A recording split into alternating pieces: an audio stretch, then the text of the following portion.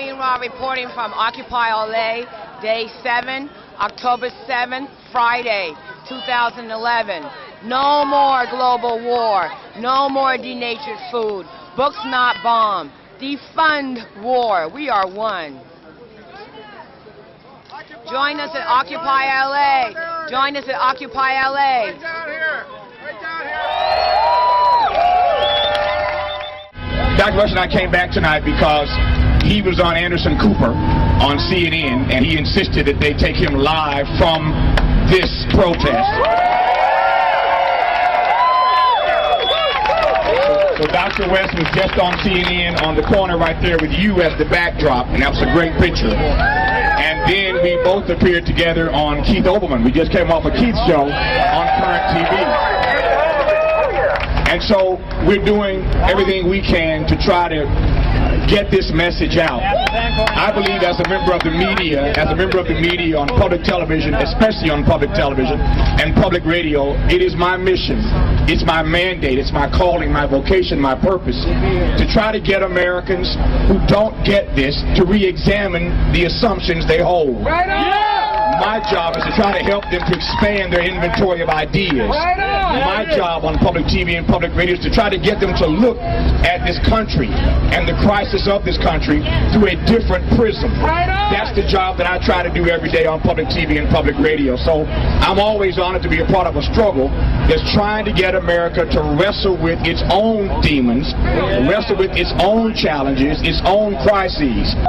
I came back to say that if we are serious about taking our future into our own hands, when persons, I know we're streaming live right now, so I'm talking to folk right now who are not here.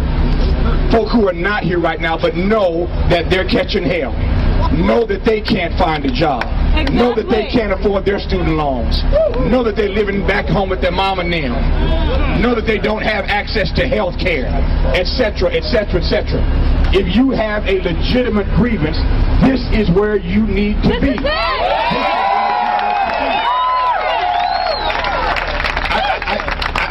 I said to Keith when Keith asked whether or not there was a problem with the fact that the movement at the moment doesn't have a cohesive or coherent message, that there isn't a laundry list of demands.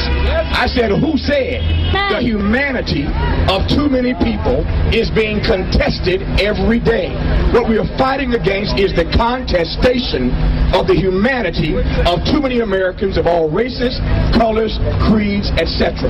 So I came back tonight to talk to CNN and to talk to Keith and of course my own show on PBS and on NPR and PRI, but to try to raise your voice through the voice and the platform that I have about how significant and how necessary this is.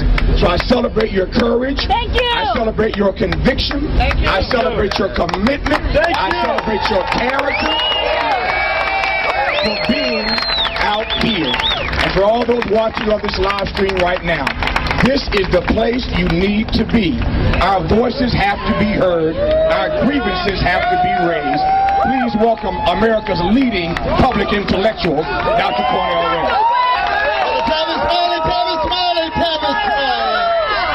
Oh, yeah. What a beautiful, beautiful thing it is. Black power. And I'm telling you, there's such a sweet spirit here in Los Angeles because you have consecrated this space by bearing witness to justice. That's what you do. It's a beautiful, beautiful thing. We want to be very clear. When we talk about corporate greed, we say that in the name of our love for poor people, our love for working people, our love for all of those who are catching hell. Don't let anybody say this movement is about hating people. We hate injustice and we love people, especially those who are catching hell.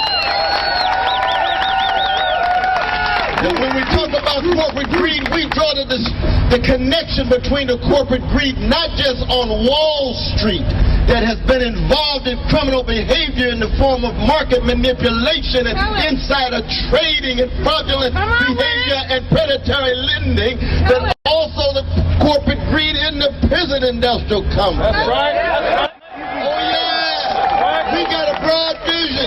We've got brothers right now on strike, on lockdown, been on solidarity. assignment for 20-some years. That takes courage.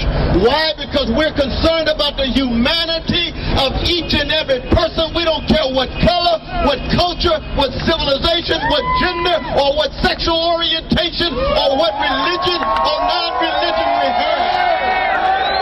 Oh yeah. We're concerned about the corporate greed and the corporate media complex.